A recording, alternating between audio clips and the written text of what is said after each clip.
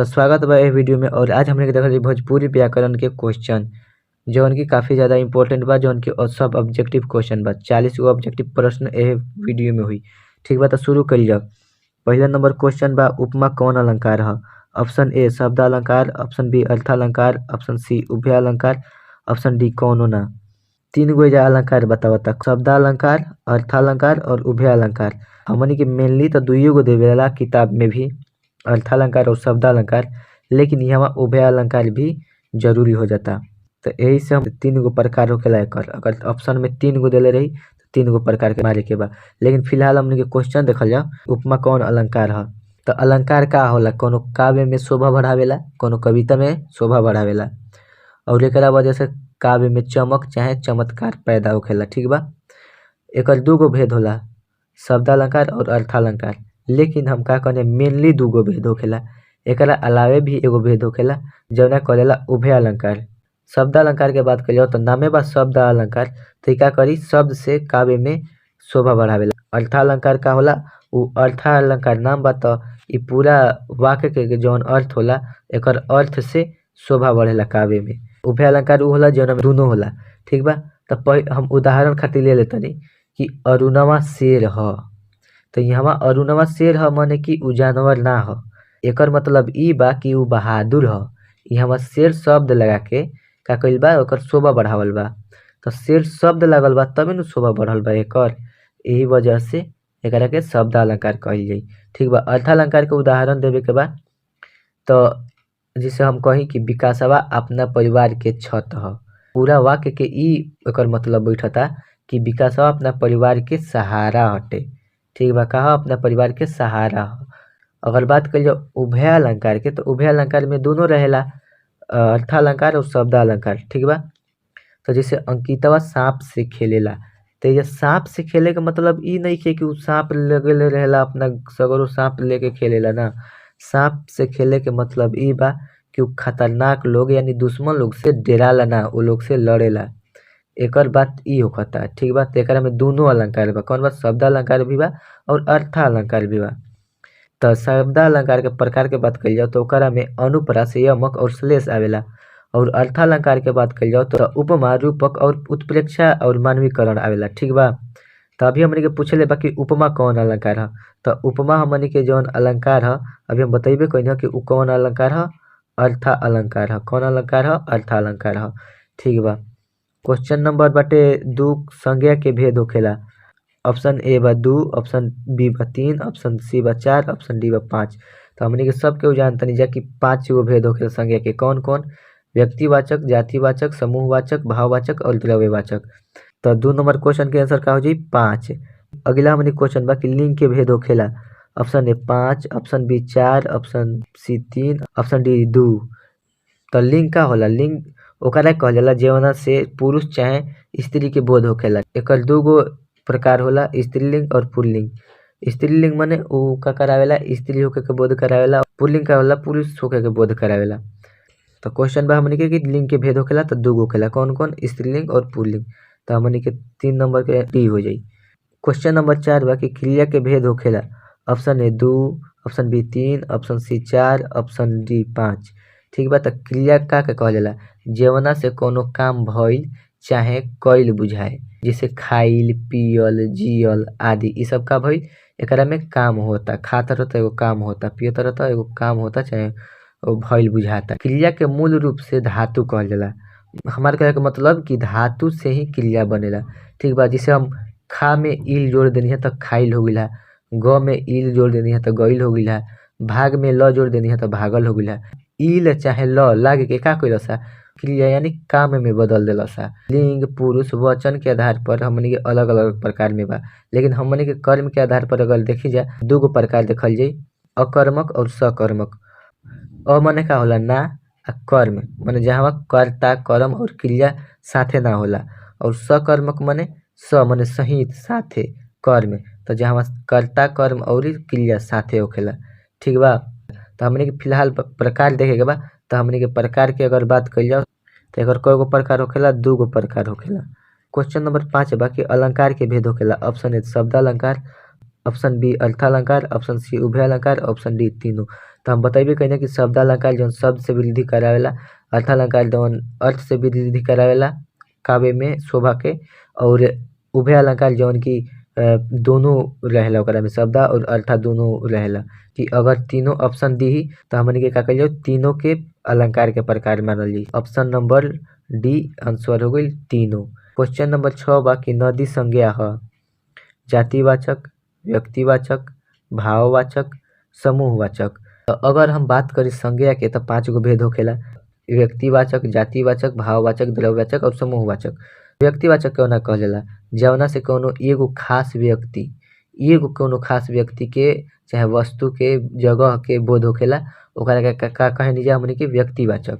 ठीक बा, जैसे भारत तो एगो देश ह, खास देश ह एगो, तो भारत एगो जगह ह। सीता तो सीता ई के ह, व्यक्ति ह, एगो लड़की के नाम ह, कोनो खास लड़की के नाम ह सीता। और जातिवाचक का होला, ई पूरा जाति के बोध करावेला।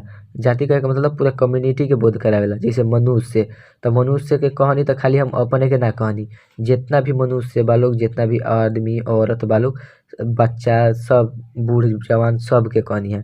ठीक बा, तो ई का कराता है इंसान के पूरा जाति के बोध करेलस।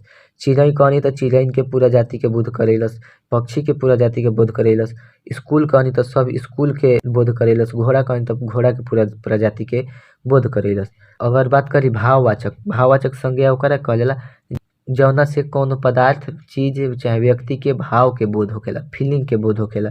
ठीक बा, जैसे लइकाई तो आदमी कहेला ना कि हम लइकाई में रही तो ऐसन रही वैसन रही, तो लइकाई का ह एगो फीलिंग हटे। बुढ़ारी भी एगो फीलिंग ह, प्यार इहो एगो फीलिंग ह। बोध करावता भाव के, अंदर से जौन भावना उत्पन्न होता ओकरा के बोध करावता। तो इहो होखेला भाववाचक संज्ञा। द्रववाचक संज्ञा नामे से बाटे द्रव्य, तो एकरा में का रही लिक्विड, तो जवना से कोनो धातु, पदार्थ चाहे द्रव के बोध होखेला ओकरा के हमनी के कहनी जा द्रववाचक। जैसे कोयला, पानी, घी, दाल, ई सब का ह द्रववाचक संज्ञा हो गइल। तो हमनी के अगर समूहवाचक के बात कइल जाओ तो समूहवाचक संज्ञा केवना कहल जाई जवना से कोनो समूह के बोध होखे। ठीक बा, जैसे भीड़ में का होला, बहुत सारा आदमी रहेलन। झुंड, परिवार में भी बहुत सारा आदमी रहेलन। सेना में भी बहुत सारा आदमी रहेलन। एजा बात करता नदी के, तो नदी जौन हटे जातिवाचक संज्ञा हो। काहे से कि ई कोनो विशेष नदी के नाम ना हो। विशेष नदी के नाम का हो गइल, गंगा, यमुना, सरस्वती। तो ई विशेष नदी के नाम रही तो व्यक्तिवाचक संज्ञा हो जाई। लेकिन ई नदी कहता, ई का करता पूरा नदी के जाति के बोध करावता। तो एह वजह से नदी कौन संज्ञा हो गइल, तो एकर ऑप्शन ए सही हो जाई, ई जातिवाचक संज्ञा हो गइल। क्वेश्चन नंबर 7 बा हिमालय संज्ञा ह। ऑप्शन ए जातिवाचक, ऑप्शन बी व्यक्तिवाचक, ऑप्शन सी भाववाचक, ऑप्शन डी समूहवाचक। तो हम बतैबे कने कि जवना से कौन व्यक्ति, वस्तु, जगह, जानवर के नाम के बोध होखी व्यक्तिवाचक संज्ञा होला। तो हिमालय का ह, एगो जगह के नाम ह, और वैसे भी कोनो पहाड़ के नाम ह। तो ई कोनो खास पहाड़ के नाम ह, और पूरा दुनिया में जितना पहाड़ बा सब सबनी के नाम हिमालय ना ह, लेकिन ए पहाड़ बा, ई खास पहाड़ बा, एकर बाटे नाम हिमालय। ठीक बा, तो ई का ह, ई कोनो खास चीज के नाम ह, एह वजह से ई व्यक्तिवाचक संज्ञा ह। हमनी क्वेश्चन नंबर 7 के ऑप्शन बी सही हो जाई, व्यक्तिवाचक संज्ञा। 8वां नंबर हमनी के क्वेश्चन बा कि तेल संज्ञा ह जातिवाचक, भाववाचक, द्रववाचक, समूहवाचक। तो हम बतैबे कइनी कि जातिवाचक, भाववाचक और द्रववाचक और समूहवाचक का होला। जौना में लिक्विड रहेला का होला, जौना में द्रव्य रहेला, कोनो पदार्थ रहेला, ओकरा का कहनी हमनी के द्रव्यवाचक। ठीक बा, तो तेल का ह, ई एगो लिक्विड ह, ई द्रव ह। एकर हमनी के आंसर हो जाई ऑप्शन नंबर सी द्रववाचक संज्ञा। क्वेश्चन नंबर हमनी के 9 बा कि मेला के संज्ञा ह समूहवाचक, जातिवाचक, भाववाचक और द्रववाचक। एगो समूहवाचक संज्ञा ह, काहे से कि एकरा में व्यक्ति यानी लोगन के भीड़ होखेला, तो ई एगो समूह हो गइल। खिलौना भी होखेला बहुत सारा, तो ई एगो समूह हो गइल। तो अलग अलग प्रकार के का होखेला, उ जगह बहुत टाइप से समूह बनल रहेला, तो मेला ओकरे कहल जाला। लोग और चीजन के समूह बनल रहेला, तो एकर नामे से पता चलता कि कौन संज्ञा ह। तो एह क्वेश्चन के आंसर तू हमारे के कमेंट बॉक्स में दिह। क्वेश्चन नंबर हमनी के 10 बा कि खाटा के संज्ञा ह जातिवाचक, भाववाचक, द्रववाचक, व्यक्तिवाचक। तो हम बतैले बानी कि जातिवाचक संज्ञा कौन होला, पूरा जाति के बोध करावेला। भाववाचक संज्ञा का ह, जौन फीलिंग आवेला। द्रववाचक का ह, जौन लिक्विड के बोध करावेला। और व्यक्तिवाचक का ह, कोनो खास जगह चाहे कोनो खास चीज के नाम के। तो ई खट्टा का ह भाववाचक संज्ञा ह। कैसे काहे से कि ई एगो फीलिंग हटे आदमी के कि खट्टा लागता, अंदर से एगो भावना उत्पन्न होखेला, खट्टा लागेला हमनी के, त खट्टा लागेला त ई एगो भावना ह, ए वजह से हमनी के ई का ह भाववाचक संज्ञा हो जाई ऑप्शन बी। क्वेश्चन नंबर 11 बा करियकी शब्द के लिंग बदली। ऑप्शन ए कारी, ऑप्शन बी करियक्का, ऑप्शन सी गोरकी, ऑप्शन डी कौनो ना। देखो क्वेश्चन बहुत ध्यान से पढ़े के चाही। एजा लिखल बा लिंग बदले के, ठीक बा नु, एकर उल्टा नहीं के पूछले, ठीक बा। त करियकी के लिंग बदले के, लिंग माने का होला, जौन पुरुष चाहे मादा के बोध करावेला, ठीक बा, नर चाहे मादा के बोध करावेला। करियकी पीली कहे जे कि ना, करियकी पीली, करियका पीला, लिंग के चेंज हो गई नर आ मादा के अनुसार, ठीक बा। सब केहू जानता कि करियकी के लिंग चेंज कइला पर कौन शब्द आई, हमने के करियका शब्द आई। कितना लोग अगर ना ध्यान से पढ़ी तो ओकरा के कई गोरकी मान दी, ए वजह से कि का जाने उल्टा पूछले होखी। लेकिन यही से क्वेश्चन ध्यान से पढ़े के चाहिए। और एग्जाम में समय मिलता तो 15 मिनट क्वेश्चन पढ़ लेवे के चाहिए। देख नीचे उहे क्वेश्चन आ गइल हमनी के कि करियकी शब्द के विपरीतार्थक शब्द ह। ऑप्शन ए गोरकी, ऑप्शन बी पतरकी, ऑप्शन सी मोटकी और ऑप्शन डी लमकी। त विपरीतार्थक ई शब्द बनल बा विपरीत और अर्थ, दूगो शब्द से मिलल बा। त विपरीत माने का होला, उल्टा।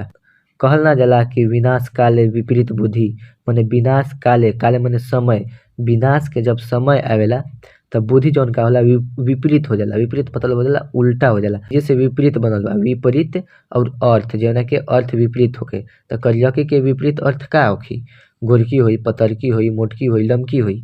त ऐसन ऐसन तो क्वेश्चन पूछी, बहुत इजी क्वेश्चन बा। का होई, एकर उल्टा हो जाई, गोरकी हो जाई, का होई गोरकी होई। 13 नंबर क्वेश्चन बा कि गोरकी छौड़ी जात बारी में विशेषण ह।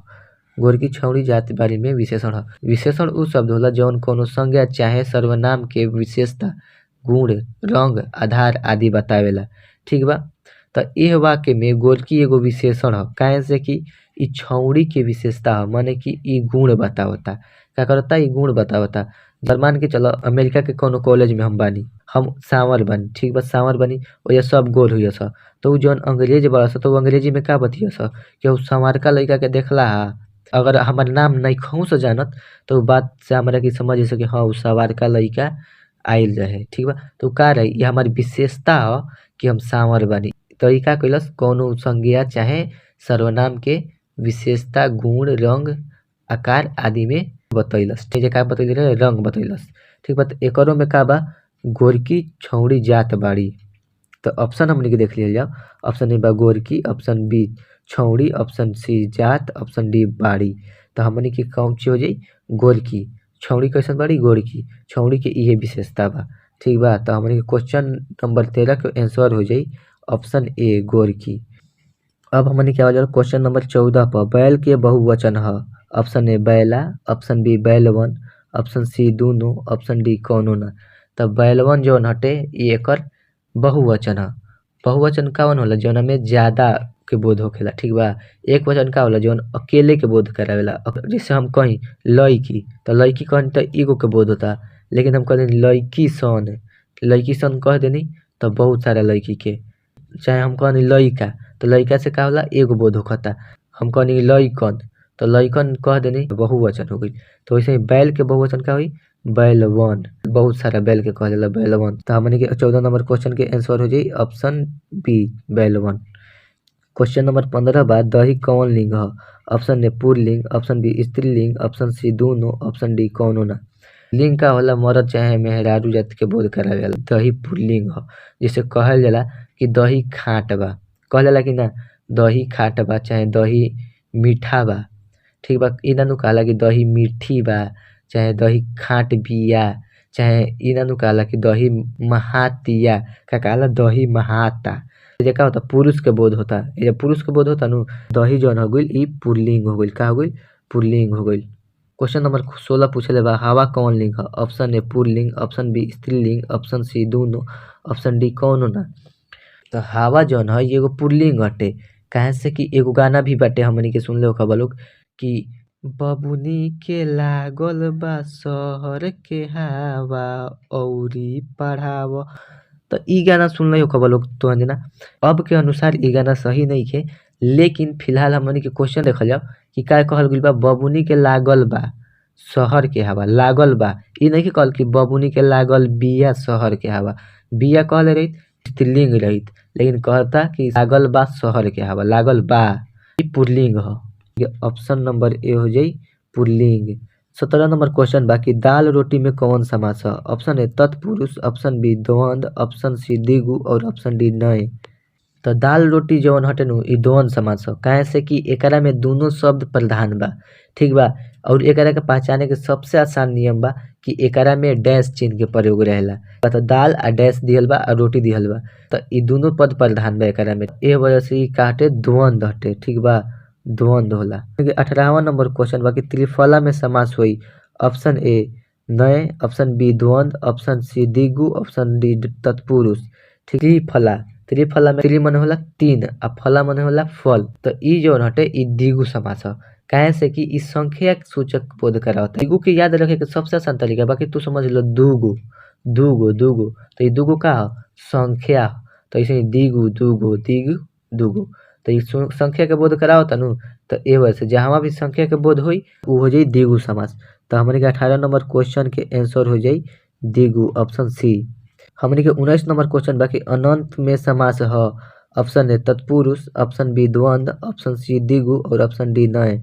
जोना के अंत ना होखे ओकरा के का कहल जाला अनंत कहल जाला। एकरा में का होता नकार के बोध होता, ठीक बा। जौना चीज में नकार देवेला ओकरा कह दिया जाला नहीं, नहीं नहीं नय, ठीक बा। बुझाता, रिलेट कर पावता ओकरा के नहीं नहीं नय नय। तो जहाँ नकार देलस माने जेकर अंत नइखे, त एजा नकार देलस कि ओकर अंत नइखे भाई, नइखे ओकर अंत नइखे, एकरा के हमनी के का कहल जाई नय समास ह। तो एकरा हमनी के ऑप्शन नंबर डी सही हो जाई क्वेश्चन नंबर 19 के। फिर क्वेश्चन नंबर 19 लिखल गेल बा, कौनो दिक्कत नइखे। फिलहाल हमनी के क्वेश्चन देखल जाओ कि अनुप्रास कौन अलंकार है। ऑप्शन ए शब्दालंकार, ऑप्शन बी अर्थालंकार, ऑप्शन सी उभय अलंकार, ऑप्शन डी तीनों। तो हमने के जानते बन जाए कि अलंकार के 3 गो भेद होखेला, शब्दा, अर्था और उभय। हम शब्दालंकार में बताइए कि अनुप्रास, यमक और श्लेष आवेला। तो हमने के अनुप्रास पूछले बा, तो अनुप्रास कौन हो गइल अलंकार, ये हो गइल हमने के शब्दालंकार। क्वेश्चन नंबर 20 बा कि कृष्ण के पर्यायवाची ह। कृष्ण के पर्यायवाची ह माने भगवान कृष्ण के कौन कौन और नाम बा। पर्यायवाची माने होला कि ओकरा के और का कहल जा सकेला, पर्यायवाची ओकरा कहल जाला। तो कान्हा भी कहल जाला, ठीक बा, मुरारी भी कहल जाला, गोपाल भी कहल जाला, तीनों कहल जाला, ठीक बा। तो हमने कृष्णा जी के तीनों कहल जाला, तो ऐसे हमने ऑप्शन नंबर डी सही हो जाई क्वेश्चन नंबर 20 के। फिर बा अगला क्वेश्चन बा कि अमृत के विपरीतार्थक बा। तो हम बतइबे कने कि विपरीत माने का होला उल्टा अर्थ देवे वाला, उल्टा अर्थ देवे वाला ओकरा कहल जाला विपरीतार्थक। हमने के ऑप्शन देख लेल जाओ विष, जहर, माहुर और डी बाटे तीनों। तो अमृत माने का होला अ माने नहीं, मृत न्यूज में तो देखला ही हो खबर कि फलाना जगह पर ये घटना घटा तो इसमें 4 लोग मृत, 3 लोग मृत, चाहे इस पेपरों में होला यहाँ दुर्घटना में 3 लोग मृत। मृत माने का होला मर गइले, ठीक बा। तो अमृत अ माने ना होखेला, अ पहिले लागल तो हो गइल ना, नकार देलस आ मृत, ठीक बा। तो अमृत माने ना, मृत माने उ ना मरी, ठीक बा। तो जौन चीज से उ ना मरी ओकरा कहल जाला अमृत। एजा एकर उल्टा पूछले बा कि एकर विपरीतार्थक का होला। तो ऑप्शन बा विष, जहर और माहुर। तो माहुरो कहल जाला और जहरो भी कहल जाला और विष भी कहल जाला। तो हमने के 21 नंबर क्वेश्चन के ऑप्शन डी सही हो जाई। हमने के अगला क्वेश्चन बा कि जवन ना दिखाई देवेला ओकरा कहल जाला। ऑप्शन ए अनंत, ऑप्शन बी अदृश्य, ऑप्शन सी अगम्य, ऑप्शन डी कौनो ना। तो हमने के क्वेश्चन नंबर 22 के ऑप्शन बी सही हो गई। हमने के 23 नंबर क्वेश्चन बा कि नरेंद्र के संधि विच्छेद होला। ऑप्शन ए नरेंद्र प्लस इंद्र, ऑप्शन बी नरेंद्र प्लस इंद्र, ऑप्शन सी नर प्लस इंद्र, ऑप्शन डी तीनों। तीनों तो होखी ना, कौनो एक ही होखी। नर प्लस इंद्र जौन होला इ नरेंद्र के संधि विच्छेद होखेला। र में अ छुपल बा और एकरा में ई छुपल बा, तो ई मिला के का होखेला ए बनावेला, ठीक बा। नरेंद्र बनैलस, का बनैलस नरेंद्र बना देलस। तो क्वेश्चन नंबर 23 के उत्तर हो जाई हमनी के ऑप्शन सी नर प्लस इंद्र। अगला क्वेश्चन बा कि देवालय के संधि विच्छेद होला। देवा प्लस लय, देवाल प्लस य, ऑप्शन सी बाटे देव प्लस वालय और ऑप्शन बी बा देव प्लस आलय। तो देव प्लस आलय होखेला देवालय। देव प्लस आलय जौन होला उ मिला के का बनावेला देवालय। व में का छुपल रहेला अ छुपल रहेला और एकरा में आ तो इ मिला के अ और आ जौन मिलेला तो इ बनावेला आ। ठीक बा। तो ए वजह से हमने के का हो जाई देव के हो जाई देवालय। तो हमने क्वेश्चन नंबर 24 के का आंसर हो जाई ऑप्शन डी। 25 हमने के 25 नंबर क्वेश्चन बाकी मयूर शब्द ह तत्सम तद्भव देशज विदेशज। तत्सम कौन शब्द होला जौन संस्कृत से ज्यों के त्यों आई रहेला। तद्भव कौन शब्द होला जौन संस्कृत से का भइल रहेला उत्पन्न भइल रहेला ओकरे टूटल रहेला। ठीक बा। ओकरा के बोलत बोलत बोलत आदमी ओकरा के तोड़ के अलग रूप दे देले रहेला लेकिन ओकर मतलब उहे होला लेकिन तनी शब्द में हेर फेर हो गई रहेला। देशज मने का होला देश में जन्मल रहेला तेवना के देशज कहल जाला और विदेश से जौन आई रहेला जौन विदेश में जन्मल रहेला ओकरा कहल जाला विदेशज। ठीक बा। तो म्यूल जौन शब्द हमनी के तत्सम ह एकर मने मोर होला। ठीक बा। तो हमनी के 25 नंबर क्वेश्चन के आंसर का हो जाई ए तत्सम। 26 नंबर क्वेश्चन बाकी मोर शब्द ह ऑप्शन ए तत्सम ऑप्शन बी तद्भव ऑप्शन सी देशज ऑप्शन डी विदेशज।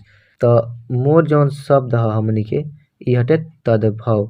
तद्भव काहे से कि इ संस्कृत से निकल के आइल बा। कहाँ से आइल बा संस्कृत से टूटल बा। आदमी म्यूल म्यूर कहत म्यूल म्यूल मोर मोर मोर कहे लागल। ठीक बा।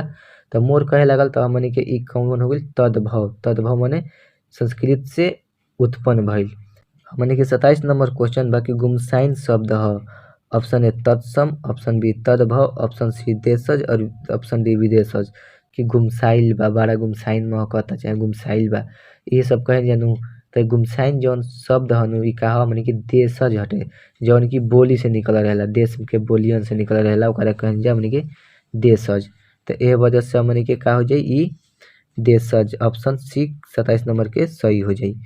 क्वेश्चन नंबर 28 बाकी कॉलेज शब्द ह तत्सम तद्भव देशज विदेशज। कॉलेज शब्द का ह विदेशज शब्द ह काहे से कि इ विदेशी भाषा में लिहल बा एकर मतलब होला महाविद्यालय। ठीक बा। तो कॉलेज जौन आजकल हमनी के आम भाषा में बहुत सारा ऐसा अंग्रेजी वर्ड बा जौना के यूज करेली जा। क्वेश्चन नंबर 28 के ऑप्शन डी सही हो जाई। क्वेश्चन नंबर 29 बाकी बबुआ खेले जइहे में कौन काल ह। हमनी के जानते बन जा कि काल 3 प्रकार के होखेला भूतकाल वर्तमान काल और भविष्य काल। भूतकाल ओकरा कहला जौन काम चाहे बात बीत गइल रहेला। वर्तमान काल ओकरा कहला जौन बात फिलहाल चलत रहेला चाहे कौनो काम चलत रहेला फिलहाल अभी हाल ही में चलत रहेला। भविष्य काल ओकरा कहला जौन काम बाद में हुई भविष्य में हुई। तो हमनी क्वेश्चन बबुआ खेले जइहे अभी बबुआ एमे खेले नइखन गइल आ ना ही खेल चुकल बाड़न उ अभी खेले जइहे माने कि उ अभी भविष्य के एमे बात होता कि खेले जइहे। तो हमनी के ऑप्शन देख लिया जाओ। ऑप्शन ए बा वर्तमान काल ऑप्शन बी बा भूतकाल ऑप्शन सी बा भविष्यत काल ऑप्शन डी बा कौनो ना। सर का हो जाई भविष्यत काल अभी बबुआ इ काम करे जइहे। क्वेश्चन नंबर 30 बा कि सुनीता भोजन बनैले रही में कौन काल बा। ऑप्शन ए वर्तमान काल ऑप्शन बी भूतकाल ऑप्शन सी भविष्यत काल ऑप्शन डी तीनों। तो एकरा से हमनी के आराम से समझ जा कि कौन काल ह इ हटे हमनी के भूतकाल काहे से कि इ काम हो चुकल बा। ठीक बा। तो हमनी के 30 नंबर क्वेश्चन के ऑप्शन बी सही हो जाई। 31 नंबर क्वेश्चन बाकी बबुनी पढ़ रहल बिया में कौन काल ह। ऑप्शन ए वर्तमान काल ऑप्शन बी भूतकाल ऑप्शन सी भविष्यत काल ऑप्शन डी कौनो ना। में कहता कि बबुनी पढ़ रहल बिया माने इ काम अभी फिलहाल कर रहल बिया। ठीक बा। तो ये वजह से हमनी के इ कौन हो गइल वर्तमान के बात करता तो यही से भी वर्तमान काल हो गइल। तो 31 नंबर क्वेश्चन के हमनी के ऑप्शन ए वर्तमान काल हो जाई। 32 नंबर क्वेश्चन बाकी धन संज्ञा के विशेषण हुई। ऑप्शन ए मनी ऑप्शन बी धनी ऑप्शन सी तनी और ऑप्शन डी कौनो ना। कि संज्ञा के गुण लक्षण चाहे विशेषता बतावेला ओकरा के हमनी के का कहनी जा विशेषण कहनी जा। जैसे हम कहनी कि फलाना भी ढेर धन बा तो ओकरा के हम धनी कहली आ जेकरा भी ढेर खीस बढ़ेला तो ओकरा हमनी कहनी खिसिया है। तो ठीक बा। तो इ विशेषण ह। जे ढेर गोर रहेला तो ओकरा का कहनी जा गोरकी। ठीक बा। जे ढेर करिया रहेला ओकरा का कहनी जा करियकी। लइका गोर बा तो गोरका कहनी जा करिया बा तो करियका कहनी जा। ये कहता कि धन संज्ञा के विशेषण होखी। तो हमनी के एमे का हो जाई ऑप्शन बी धनी। धन के का हो जाई धनी। क्वेश्चन नंबर 33 बा कि ने कौन कारक के विभक्ति ह। ऑप्शन ए कर्ता कारक ऑप्शन बी कर्म कारक ऑप्शन सी संप्रदान कारक, ऑप्शन डी आपादान कारक। तो अगर हम बात करी भोजपुरी में, तो भोजपुरी में कर्ता कारक खातिर कौनो चिन्ह ना लागेला। चिन्ह माने विभक्ति ना लागेला। काहे से कि हमनी के भोजपुरी में कतहु ने लगाइम जे त ओकर कौनो अर्थ स्पष्टे ना होई। जैसे हम कही कि बबुनी ने खइले रही, तो कुछ बुझाता? कोनो असर नइखे। तो भोजपुरी में हमनी के का करी ने के प्रयोगे ना करी जाए, कर्ता कारक के कौनो विभक्तिये ना लागेला। लेकिन एमे हमनी के क्वेश्चन में पूछले बा, तो अगर हिंदी के बात कइल जाओ त ने का ह कर्ता कारक के विभक्ति ह। ठीक बा? तो हमनी के एह वजह से हमनी के एह क्वेश्चन के हमनी के का आंसर हो जाई? ऑप्शन ए कर्ता कारक। क्वेश्चन नंबर 34 बा कि लड़की हंस रहली ह में कौन क्रिया ह? ऑप्शन ए सकर्मक, ऑप्शन बी अकर्मक, ऑप्शन सी दोनों, ऑप्शन डी कौनो ना। क्रिया माने का होइल कि कोनो काम कइल। सकर्मक क्रिया उ होखेला जवना के कइला से दूसरा चीज पर प्रभाव पड़ेला। जैसे अगर हम बात करी कि लइका किताब पढ़ रहल बा, तो एजा किताब पढ़ रहल बा लइका, त ए पढ़े के प्रभाव काथी पर बा? किताब पर। किताब बा तब उ पढ़ता, त एकर प्रभाव काथी पर बा? किताब पर। लेकिन अकर्मक ओकरा कहल जाला जवना के काम कइला से दूसरा पर प्रभावे ना पड़े। ठीक बा? इ लइका पढ़ रहल बा। अगर हम कही कि इ लइका पढ़ रहल बा, त एकरा पर कौनो प्रभावे नइखे पड़त, लइका पर प्रभाव पड़ता। ठीक बा? ओकरा पर दूसरा के ऊपर प्रभाव नइखे पड़त। और एगो उदाहरण से समझा देतनी। जैसे हम कही कि हम सेव खातनी, तब सेव खातनी तब माने इ प्रभाव पड़ता का? सेव पर प्रभाव पड़ता। लेकिन अगर हम इहे कही कि हम खातनी, त एजा प्रभाव केकरा पर पड़ता? हमरे पर खाली। ठीक बा? तो जवन चीज कइला से, जवन काम कइला से दूसरा पर प्रभाव पड़ेला ओकरा कहल जाला सकर्मक, और जेकरा काम कइला से दूसरा पर प्रभाव ना पड़ेला ओकरा कहल जाला अकर्मक। क्वेश्चन बा कि हमनी के लड़की हंस रहली में कौन क्रिया ह? सकर्मक ह कि अकर्मक ह? तो एजा एह काम के दूसरा पर प्रभाव नइखे, वो लड़की स्वयं पर बा। अगर एकरे बदले रहित कि आपन बात से लड़की हमरा के हंसा देलस, अपना बात से हमरा के हंसैलस, त एकर प्रभाव केकरा पर पड़ल? हमरा पर पड़ल। तो जब हमरा पर प्रभाव पड़ल त इ हो जाइत सकर्मक। लेकिन एजा क्वेश्चन बा कि लड़की हंस रहली ह, तो एजा दूसरा पर प्रभाव बा ना, एजा तक ओकरे पर प्रभाव बा। तो एह वजह से इ हो जाई हमनी के अकर्मक। तो इ हमनी के क्वेश्चन नंबर 34 के ऑप्शन नंबर बी सही हो जाई अकर्मक। लड़की गाना गा रहली ह, लड़की गाना गा रहली है में कौन क्रिया बा? ऑप्शन ए सकर्मक, ऑप्शन बी अकर्मक, ऑप्शन सी दोनों, ऑप्शन डी कौनो ना। लड़की गाना गा रहली ह, तो एहिजा का होता कि दूसरा पर प्रभाव नइखे पड़त। ठीक बा? का करता? एजा दूसरा पर प्रभाव बिल्कुल नइखे पड़त, एजा खुद पे पड़ता। उ गाना गावतिया, उ ओकरा पर प्रभाव पड़ता। अगर एकरे बदले इ कहले रही कि लड़की गाना गइलस, ओकरा के सुन के लोग मोहित हो गइल। ठीक बा? तो एकर गाना गावे के प्रभाव लोग पर पड़ल रही, तो इ कौन हो जाई?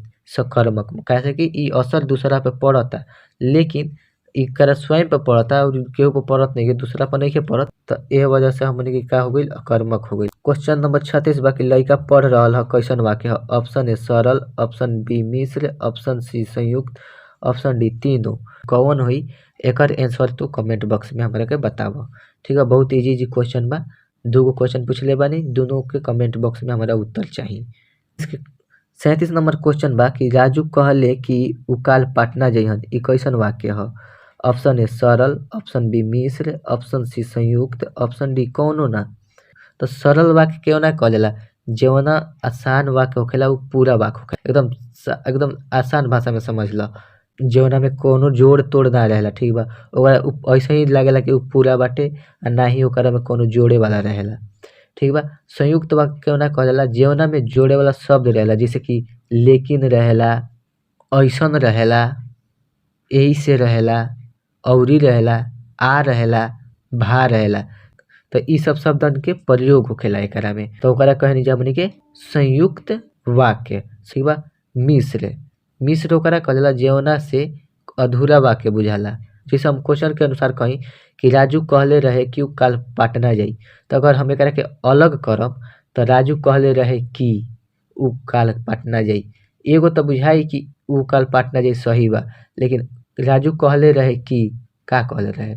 अधूरा लागता कि ना। जवना वाक्य में जब ओकरा के अलग कइला पर अधूरा आ जाला तो उ होखेला मिश्र वाक्य। ठीक बा? तो हमनी के क्वेश्चन नंबर बा 37 कि राजू कहले रहे कि उ काल पटना जाई कैसन वाक्य ह? तो हमने कि 37 नंबर क्वेश्चन के कौन सी आंसर हो जाई मिस्र। तो हमने कि क्वेश्चन नंबर 39 बा 38 मिस प्रिंटिंग हो गई बा। जैसे हमने कोनो दिक्कत नहीं है कि कंडक्टर सीटी बजावलस आ चल दिहलस, ई कैसन वाक्य ह। तो एकरा में का बा आ लागल बा, एकरा में का लागल बा आ लागल बा। तो ई का करता ई जोड़ता, वाक्य के जोड़ता, संयुक्त करता। कंडक्टर सीटी बजावलस ई एगो अलग वाक्य हो गई, बस चल दिहल ई एगो अलग वाक्य हो गई। लेकिन ये दोनों के जोड़े के काम करता, ये दोनों के हाथ मिलावता, केवन आ मिलावता। कंडक्टर सीटी बजैलस आ बस चल दिहलस, तो ये दोनों वाक्य के मिलावता नु, का करता जोड़ता। तो यही वजह से जौन जोड़ेला ओकरा के कहनी हमने के संयुक्त कहनी जा। तो हमने के ऑप्शन देख लिया जाओ। ऑप्शन बा ए सरल, ऑप्शन बी मिश्र, ऑप्शन सी संयुक्त और ऑप्शन डी तीनों। तो हमने के एजा हमने के कौन हो जाए आंसर ऑप्शन सी संयुक्त। हमने के आज के लास्ट क्वेश्चन बा के दूध और पानी के लोकोक्ति के अर्थ। ऑप्शन ए पूरा न्याय, ऑप्शन बी अधूरा न्याय, ऑप्शन सी दोनों और ऑप्शन डी कौनो ना। तो दूध के दूध आ पानी के पानी कइल के मतलब होला कि पूरा न्याय कइल। माने कबहू झगड़ो होखेला तो कहबो करेला आदमी कि अभी आओ बुलाओ हिनका के सब दूध के दूध आ पानी के पानी हो जाई, माने पूरा न्याय कर दी है। तो ई एगो लोकोक्ति है। तो ये हमने के रहल भोजपुरी व्याकरण से प्रश्न। अगर और भी तारा भी ऐसा प्रश्न बा जौना के चाहत रहा कि हम आंसर बताई तो हमरा के टेलीग्राम पर भेज द, लिंक डिस्क्रिप्शन में बा।